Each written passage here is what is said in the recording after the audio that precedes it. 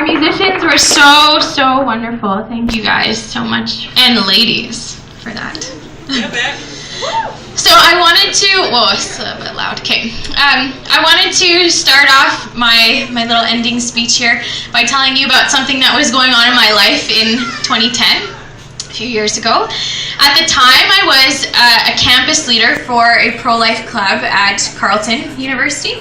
And in my last year on campus, we decided to set up a display that would expose abortion to our peers. And the university tried to tell us that we weren't allowed to do it.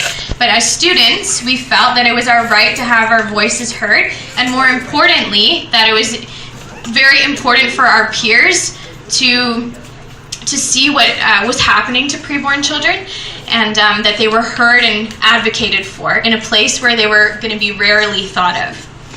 So on October 4th, I walked onto campus with 4 other peers of mine, and before we even had a chance to put up the display, the university called the Ottawa police and had us stopped, and then after a brief discussion, actually, I didn't think I would be emotional, but I am. Had us arrested, handcuffed, with my hands behind my back, and put in a paddy wagon. Most people here most people, when I tell the story, expect me to say, and then they took me to jail. But actually, they just took me to another room on campus. Sorry for the letdown. Clearly, the university was making an attempt to intimidate and silence the pro-life message on campus that day. But their plan greatly backfired. For the next 10 months, Carleton Lifeline shone a bright light on abortion and on the rights of students to share opinions freely. That year, we won.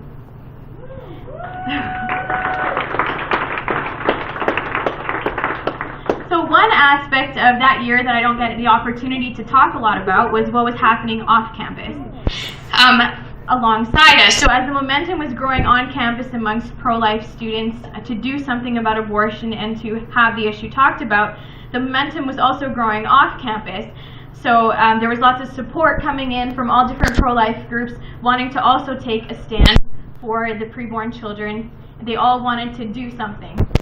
And so it was at that time that myself and another student founded Ottawa Against Abortion, a movement that has its roots in building a pro-life community, in activism, and in just purely doing something for preborn children.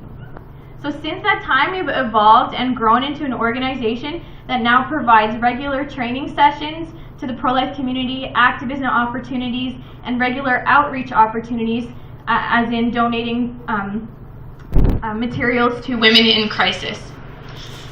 When I was in high school, one of my friends once told me that he thought I was like a fox terrier. He said I was and very persistent. I don't know if he meant it in a good way or in a bad way, but I take it as a compliment, so it works for me. And in some ways, I feel like Ottawa Against Abortion mirrors my own heart in that we are small and a little feisty, loud, and very persistent. And so upon my return of doing full-time pro-life work in Calgary in 2013, I took over Ottawa Against Abortion again. I left it in someone else's care, and then I came back. So in that year, which we kind of count as our returning to regular activism year, we were able to have 13 choice chains, which is where we stand on the street and talk to people. We were able to have 5 postcard drops where we distribute pro-life postcards into people's materials, and a postering campaign to protest Hillary Clinton's presence in Ottawa last year. In that year, we were able to work with 87 young people. From October 2014 to the present, which is only 6 months, we've been able to have 9 choice chains with 45 volunteers. We've been able to deliver 2,300 postcards in the past 6 months. And we've been able to host 4 training sessions with 37 young people. We've had the opportunity to work with 100 young people in just the past 6 months. So, thank you. So, yay! I have in Jacqueline and Caitlin and Asher, some of the people that you've seen tonight. So slowly but surely, by the grace of God, we are growing and changing hearts and minds. I wanted to share really quickly another Choice Chain testimony. Choice Chain is where we stand on the street and talk to people about abortion. So recently a young man was asked on the street by one of our volunteers, "What do you think about abortion?" And he said, "I have no opinion."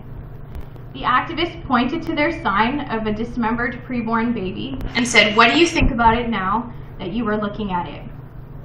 He paused and replied, "Now I think that there is no way that this is ever okay.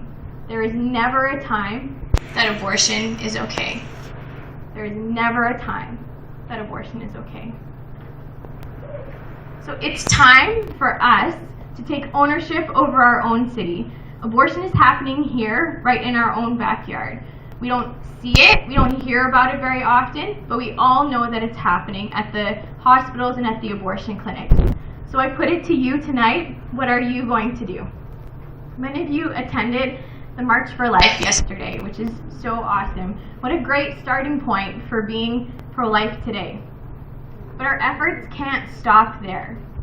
And this might be difficult to hear, but abortion happens 364 days of the year. It's not enough to attend a march one day of the year and say that you are doing enough.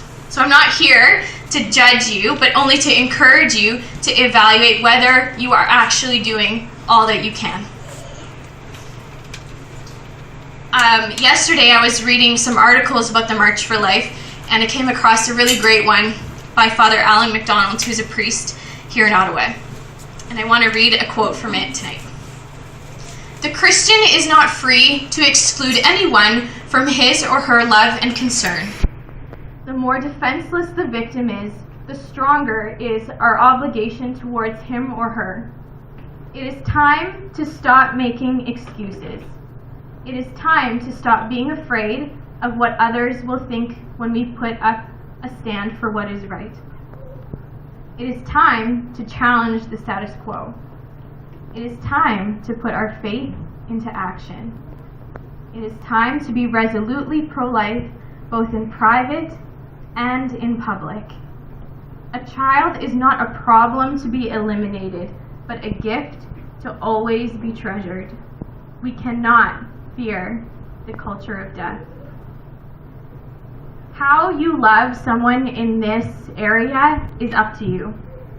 For some, loving preborn children and their mothers is to support the mothers in crisis.